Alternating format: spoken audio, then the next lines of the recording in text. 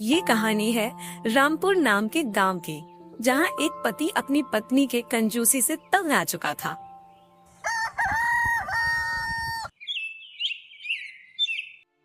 अरे क्या हुआ भाग्यवान, ये मुंह क्यों चढ़ा रखा है तुमने? आप मुझसे बात मत करो जी। आपसे शादी करके तो मेरी किस्मत ही फूट गई।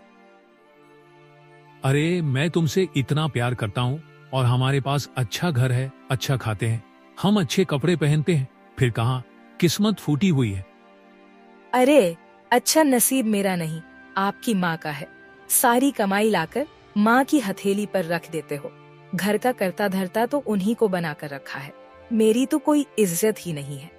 तुम गलत समझ रही हो, माँ भी तुमसे उतना ही प्यार करती है जितना प्यार मैं तुमसे करता हूँ। माँ तजुर्बे वाली है, घर को अच्छे से चलाती है, थोड़ा सा बचा कर चलती है। हाँ हाँ, मर जाना, लेकिन अपनी माँ के ही गुण गाते रहना। लो कर ली बात, इसमें चिढ़ने वाली कौन सी बात है? मैं तुम्हें देता तो हूँ तुम्हारे खर्च के लिए तुम्हें पैसे। नहीं चाहिए आपके कोड़ी भर पैसे। दरअसल राघव एक अच्छा इंसान था। उसकी परचूनी की दुकान थी। वो और उसका परिवार एक सुखी जीवन जीते थे। लेकिन उसकी पत्नी सरला इस बात से चिढ़ती थी कि राघव सारी कमाई अपनी माँ को देता था, क्योंकि उसकी माँ एक समझदार औरत थी। लेकिन कुछ समय बाद आए दिन घर में झगड़े होने लगे। अरे भाग्यवान, ये सामान बांधकर कहाँ जा रही हो? अपने मायके जा रही हो क्या? अब मैं ये नाइंसाफी और नहीं झेल सकती। आप रहो अपनी माँ के साथ मजे से। मैं आपको छोड़कर हमेशा के लिए अपने मायके जा रही हूँ और कभी नहीं आऊंगी। ऐसा मत करो भाग्यवान, मेरा घर तुम्हारे बिना घर नहीं रहेगा। आखिर एक पत्नी की वजह से ही तो घर बनता है। अगर ऐसा है तो आपको मेरी शर्त माननी होगी। आप अपनी सारी कमाई मुझे लाकर दोगे, सारी की सारी। आज से घर की मालकिन मैं होऊंगी। मेरे बिना घर में कुछ भी नहीं होगा। जो होगा वो मेरी मर्जी से होगा। पर ऐसी कैसे? मैं अपनी माँ को क्या कहूँगा? कहने सुनने को तो कुछ भी नहीं बचा जी। मैं जा रही हूँ, बस तभी वापस नहीं आऊंगी। रुक जाओ सरला, मैं तुम्हारी ये शर्ट मानने के लिए तैयार हूँ। मैं सारी कमाई तुम्हें दे दूंगा। आज से ही तुम मेरे घर की मालकिन हो, पर इस घर को छोड़कर मत जाओ। ये सुनकर वो खुश हो जाती है। ऐसे कैसे? आप पर भरोसा कर लूं। सबसे पहले मुझे माँ जी से तिजोरी की चाबी लाकर दो। ठीक है, अभी लेकर आता हूँ। इतना बोलकर राघव उदास चेहरा लेकर अपनी माँ के पास चला जाता है।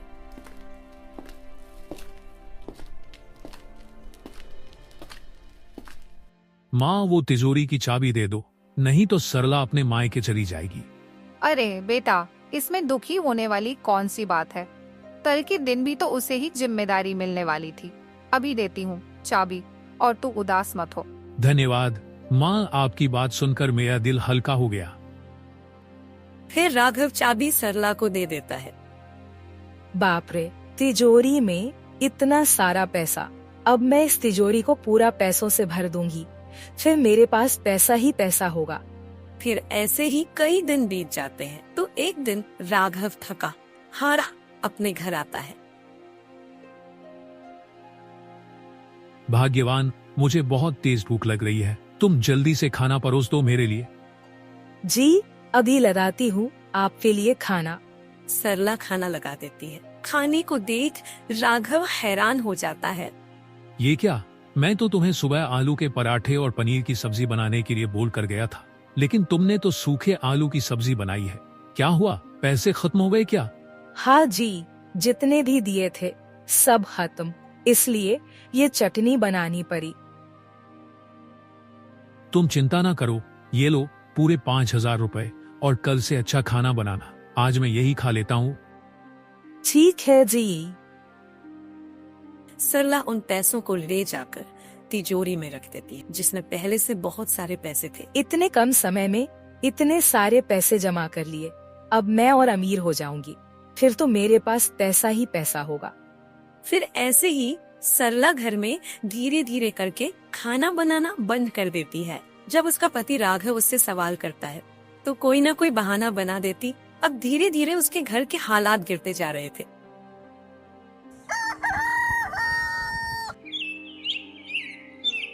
अरे भाग्यवान, मुझे तिजोरी से 10,000 रुपए निकाल कर दे दो, क्योंकि मुझे दुकान में सामान भरना है। दुकान में सब खत्म हो गया है और तुम्हें पता ही है कि त्योहार आने वाला है, तो मुझे सामान जल्द से जल्द भरना ही होगा। तिजोरी में तो कुछ भी नहीं है, आप अपने आप देख लो। क्या तिजोरी में कुछ भी नहीं है? मैं तुम्हें इतने सारे पैसे लाकर तो देता हूँ, खुद 10 रुपए तक नहीं रखता, और तुम बोल रही हो कि तिजोरी में 1 रुपए भी नहीं है।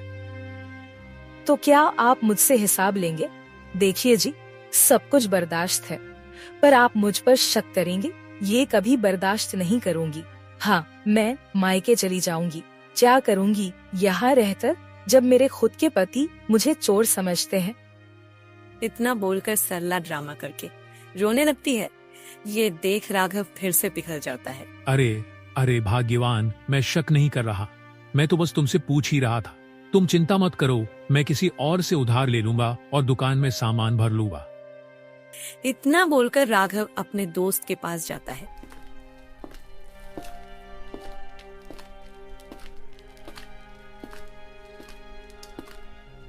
अरे भाई रवि, मुझे 10,000 रुपए उधार चाहिए थे। मुझे अभी पैसों की बहुत ज्यादा जरूरत है। अरे राघव, तुम तो इतने पैसे वाले हो, तो तुम्हें पैसों की जरूरत कैसे पड़ गई? सब ठीक तो है ना मेरे भाई? हाँ भाई, सब ठीक है। अभी बस मेरे पास पैसे ही नहीं है और मुझे दुकान में सामान भरना है। अरे राघव भाई, तुमने तो मेरी इतनी मदद की है, मेरे बुरे वक्त में मेरा इतना साथ दिया है, तो मैं तुम्हें कैसे मना कर सकता हूँ? ये लो 10,000 रुपए, पर हाँ, तुम समय से रुपए लौटा देना। तुम्हारा बहुत बहुत धन्यवाद भाई। इधर राघव उधार ले रहा था, तो दूसरी तरफ सरला अपनी 2 सहेलियों के साथ बैठी हंस रही थी। अरे क्या बात है, क्या नाटक किया है तुमने बहन? फिर क्या हुआ? फिर क्या हुआ? फिर वही हुआ। 2 झूठे आंसू निकले और मायके जाने की धमकी दी। मेरा भोला पति बेचारा पिघल गया और झट से मुझ पर यकीन कर लिया। अरे सरला बहन, तुम तो बहुत तेज हो। तेज होना पड़ता है बहन, तेज हो, इसीलिए तो पूरा घर अपनी मुट्ठी में कर लिया। मैं तो घर में कई दिन तक खाना नहीं पकाती, उल्टा उन पैसों को छुपा कर घर की तिजोरी में रख देती हूँ। फिर तीनों जोर जोर से हंसने लगते हैं। फिर शाम होने पर राघव घर आ जाता है।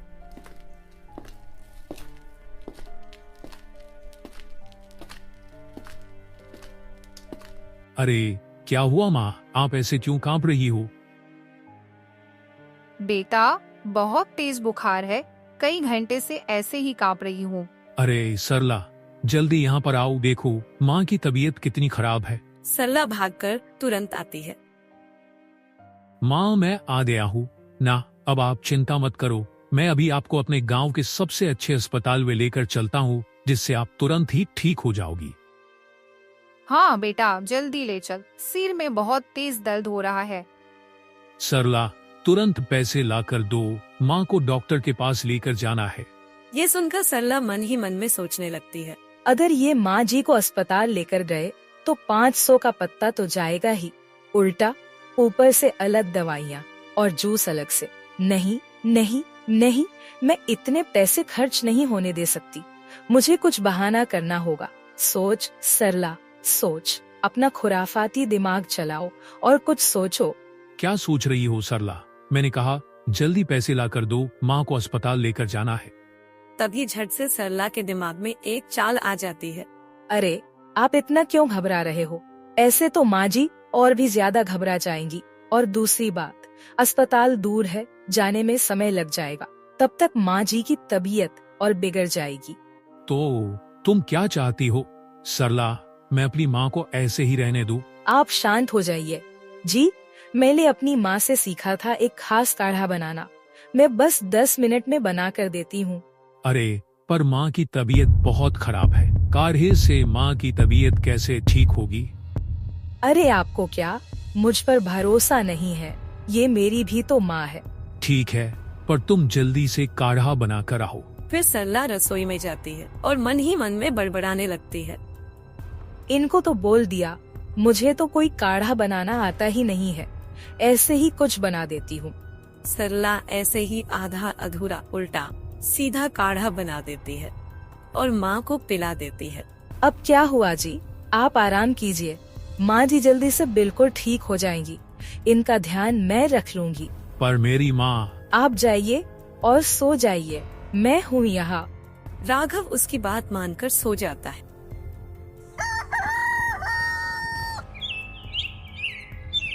सुबह होने पर सरला राघव को माँ से मिलने नहीं देती और उसे दुकान पर भेज देती है। लगातार 2 दिन बीमार रहने के बाद माँ बेचारी अपने आप ही ठीक हो जाती है। धीरे धीरे सरला की कंजूसी और बढ़ती जा रही थी, जिसे राघव भी जानने लगा था। लेकिन जब भी वो उससे कुछ पूछता तो वो नाटक करने लग जाती। फिर एक दिन शाम होने पर राघव अपने घर जाता है। चलिए जी, आज आपकी बहन की यहाँ चलते हैं। हाँ ठीक है, चलते हैं, लेकिन अभी मेरे को बहुत तेज भूख लग रही है। अभी खाना खा लूं, फिर खाना खाने के बाद चलूंगा। मेरी तबीयत ठीक नहीं थी, इसलिए नहीं बना पाए। आपकी बहन के घर जाकर ही खा लेंगे। अरे पर मेरी बात तो सुनो सरला। चुपचाप चलिए जी। सरला जबरदस्ती ही राघव को उसकी बहन के घर ले जाती है। अरे आप लोग इस टाइम यहाँ पर क्या हुआ? वो क्या है ना कमला बहन, तुम्हारे भाई को तुम्हारी बहुत याद आ रही थी, इसलिए काम से आते ही सीधा चले आए। इतना बोला और खाना भी खाकर नहीं आए। फिर बहन मन में सोचती है, अरे ये तो खाने के टाइम आए हैं, एक बार पूछ लूं क्या? तुम कहो तो तुम्हारे लिए ले आऊं मैं खाना। लो ननद हो, तुम्हारे यहाँ थोड़ी शर्माएंगे, ले आओ खाना। ये देख राघव शर्मिंदा हो जाता है। ये क्या कर रही हो ओ भाग्यवान? हमारे इतने बुरे दिन भी नहीं आए कि किसी और के घर पर जाकर हम खाना मांग कर खाए। चुप रहिए जी, आपकी ही बहन है। फिर राघव की बहन कमरे में जाती है।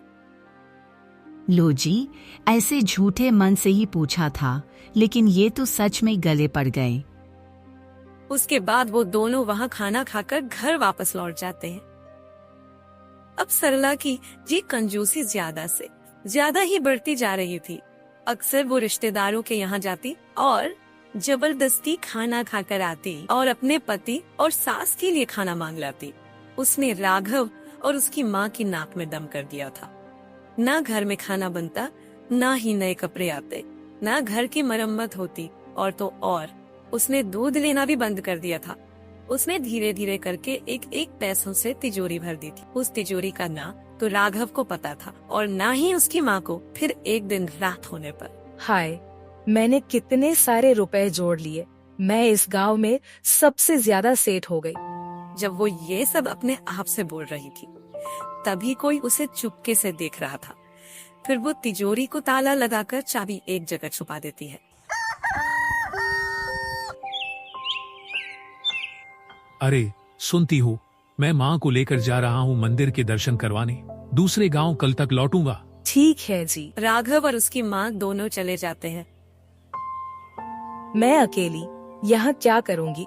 मैं मायके चली जाती हूँ, 2 टाइम खाना वही खा लूंगी, पैसे भी बच जाएंगे। फिर सरला पैसे बचाने के चक्कर में वो तिजोरी की चाबी लेना ही भूल जाती है। अगले दिन जब राघव और उसकी माँ वापस आते हैं तो सरला भी आ जाती है। सरला जैसे ही तिजोरी के पास गई तो चिल्ला उठी, क्योंकि तिजोरी खुली हुई थी और सारा पैसा गायब था। सरला की ये आवाज सुनकर राघव और उसकी माँ भी वहाँ आ जाते हैं। क्या हुआ? ऐसे क्यों चिल्ला रही हो? फिर सरला कुछ बोलने की बजाय जोर जोर से रोने लगती है। अरे क्या हुआ? ऐसे क्यों रो रही हो तुम? मैंने सब बर्बाद कर दिया जी। इस तिजोरी में सारे पैसे थे जो मैंने इसने रखे थे, किसी ने चुरा लिए। क्या पैसे चोरी हो गई? वो भी वो पैसे जिसकी वजह से माँ को मुझे दोनों को भूखा सोना पड़ा। बीमारी में कोई दवाई नहीं मिली, ना ही सर्दी में कोई रजाई। हमें इतनी परेशानी देकर तुमने वो पैसे चोरी करवा दिए। मुझे नहीं पता जी कैसे चोरी हुए, मैंने तो चाबी संभाल कर रखी थी, किसी ने मुझ पर जरूर नजर रखी होगी। इतने दिनों से जो राघव चुपचाप सह रहा था, आज वो फट पड़ा। बस से बहुत हुआ सरला। तुम्हारा दुख इस बात का नहीं है कि पैसे चोरी हुए, बल्कि दुख इस बात का है कि तुमने हमें भूखा रखकर और हमसे इतने पैसे छुपा कर रखे। अरे खाली पेट मुझे काम नहीं होता था। तुम्हारी वजह से अपनी दुकान ठप पड़ गई। लोगों से कर्ज ले लेकर चारों तरफ से गिर चुका हूँ। हर कोई दुकान पर पैसे मांगने ही आता है, पर मैं क्या करता हूँ, मैं सबसे पहले तो मैं ही पैसे ला कर देता हूँ, क्योंकि जिम्मेदारी है मेरी। खुद परेशान रहकर तुम्हारा ख्याल रखता हूँ। अब तुमने अपनी कंजूसी का नतीजा देख लिया ना, सब बर्बाद हो गया। राघव की ऐसी बात सुनकर सरला और जोर जोर से रोने लगती है। हर बात पर तुम मुझे धमकी देती थी ना कि मायके चली जाऊंगी, मायके चली जाऊंगी। तो आज मैं भी तुमसे कहता हूँ, मुझे ऐसी पत्नी बिल्कुल भी नहीं चाहिए जो पैसों की इतनी लालची हो, उसे परिवार की परेशानियां भी ना दिखे। जाओ, चली जाओ मेरे घर से। मेरा तुमसे कोई भी रिश्ता नहीं है। नहीं, ऐसा मत कीजिए। आज मुझे अपनी गलती का एहसास हो गया है कि लालच जितना बढ़ाओ उतना ही बढ़ता है। मुझे माफ कर दीजिए, मैंने आपकी और माँ जी के साथ बहुत गलत किया है। अब क्या होगा, तुम्हारी गलती मांगने से ये सब बदल थोड़ी जाएगा। आज मैंने वो सीखा है जो आप और माँ जी मुझे लाख बोलने के बाद भी नहीं समझा पाए, और इस चोरी ने मुझे जिंदगी भर का सबक दे दिया है। तब क्या हो जाए, एक पल का भरोसा नहीं। आप सही कहते थे जी कि अच्छे बुरे समय के लिए थोड़ा पैसा अलग उठाकर जरूर रखो, पर इतना भी नहीं कि हम आज जीना ही भूल जाएं। मैंने जो किया, मैं उसके लिए आपसे और माँ जी से दिल से माफी मांगती हूँ जी, और मैं वादा करती हूँ कि आज के बाद से कंजूसी का एक भी कटरा मेरे अंदर नहीं मिलेगा। मैं इतनी समझदारी से काम कर लूंगी कि ये बुरा वक्त कब अच्छा वक्त हो जाएगा। बेटा, बहू दिल से माफी मांग रही है, हमें उसे एक मौका और देना चाहिए। मेरा तजुर्बा कहता है कि इसे इसकी सीख मिल चुकी है। ठीक है माँ, लेकिन ये इसके लिए आखिरी मौका है। देखना, मैं इस गलती की भरपाई ऐसे करूंगी कि आप सबको मुझ पर नाज होगा, और आज से पैसे को सिर्फ पैसा समझूंगी, पूरी जिंदगी नहीं। उसके बाद वो तीनों एक नई सिरे से जिंदगी की शुरुआत करते हैं। राघव दिन रात एक करके अपने दुकान के ग्राहक को वापस लाता है, लोगों से और पैसे उधार लेकर अपनी दुकान में सामान भरवाता है, और पहले की तरह सरला को सारे पैसे ला कर देता है। लेकिन सरला इस बार बिल्कुल बदल चुकी थी। घर का माहौल, रहन सहन, खाना पीना पहले से डबल हो गया था। तो दोस्तों, हमें इस कहानी से यही पता चलता है कि एक औरत ही घर को बना भी सकते हैं और घर को बिगाड़ भी सकते हैं। राम राम, राधे राधे, सीताराम।